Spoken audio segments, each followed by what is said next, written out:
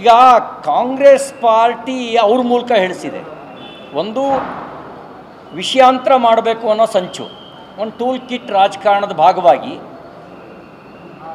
ನಾನು ಯಾವುದೇ ಸಂದರ್ಭದಲ್ಲಿ ರಾಷ್ಟ್ರಧ್ವಜಕ್ಕೆ ಅಗೌರವ ಆಗೋ ರೀತಿಯಲ್ಲಿ ಹೇಳೇ ಇಲ್ಲ. ನಾನು ಹೇಳಿದ್ದು ನಾವೇನು ತಾಲಿಬಾನ್ ಧ್ವಜ ಹಾಕಿದ್ವಾ, ನಾವು ಹಾಕಿದ್ದು ಹನುಮ ಧ್ವಜ ಅಂತ ಹೇಳಿದ್ದೀನಿ. ಇದರಲ್ಲಿ ರಾಷ್ಟ್ರಧ್ವಜಕ್ಕೆ ಅಪಮಾನ ಆಗೋ ಸಂಗತಿ ಏನಿದೆ? ಇನ್ನು ಹುಬ್ಬಳ್ಳಿ ವಿಷಯದಲ್ಲಿ ಮಾತಾಡಬೇಕಾದ್ರೆ ಓ ಲೋಗ್ ತಾಲಿಬಾನ್ ಧ್ವಜ ರಖನಾ ಚಾಹತಾ ತಾ ಅಂತ ಹೇಳಿದ್ದೆ, ಓ ಲೋಗೋ ಅಂಥೇಳಿ.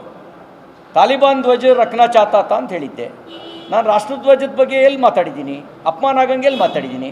ಆದರೆ ಉದ್ದೇಶಪೂರ್ವಕವಾಗಿ ಅವ್ರು ಟೂಲ್ ಕಿಟ್ ರಾಜಕಾರಣದ ಭಾಗವಾಗಿ ಮೊದಲು ಪ್ರಿಯಾಂಕ್ ಖರ್ಗೆ ಅವರು ಟ್ವೀಟ್ ಮಾಡಿದ್ರು, ಆಮೇಲೆ ನರೇಂದ್ರ ಸ್ವಾಮಿ ಅವರು ಸ್ಟೇಟ್ಮೆಂಟ್ ಕೊಟ್ಟರು. ಆ ಸ್ಟೇಟ್ಮೆಂಟ್ ಕೊಡಬೇಕಾದ್ರೆ ವಿಷಯಾಂತರ ಮಾಡಬೇಕು ಅನ್ನುವ ಸಂಚಿದೆ. ಒಂದು ಅವ್ರೇನು ನನ್ನ ಬಗ್ಗೆ ಬಳಕೆ ಮಾಡಿದಾರೋ ನಾನು ಸ್ವೀಕಾರ ಮಾಡದೇ ಇದ್ದರೆ ಅದು ಅವರಿಗೆ ಸೇರುತ್ತೆ. ಬುದ್ಧ ಒಂದು ಮಾತು ಹೇಳ್ತಾನೆ, ಬುದ್ಧ ಹೋಗ್ತಿರ್ಬೇಕಾದ್ರೆ ಒಬ್ಬರು ಬಾಯಿಗೆ ಬಂದಂಗೆ ಬೈತಾರೆ, ಇವರೇನು ಪ್ರತಿಕ್ರಿಯಿಸೋದಿಲ್ಲ.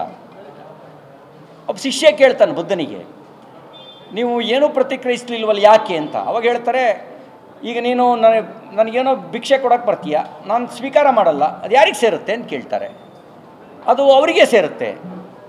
ಹಾಗೇ ಅವ್ರೇನು ಬೈದ್ರೋ ಅದು ನಾನು ಸ್ವೀಕಾರ ಮಾಡಿಲ್ಲ, ಅದೆಲ್ಲವೂ ನರೇಂದ್ರ ಸ್ವಾಮಿಯವರಿಗೆ ಸೇರುತ್ತೆ. ಅವ್ರೇನೇನು ಬೈದ್ರಲ್ಲ ಅದೆಲ್ಲವೂ ನರೇಂದ್ರ ಸ್ವಾಮಿಯವರಿಗೆ ಸೇರುತ್ತೆ.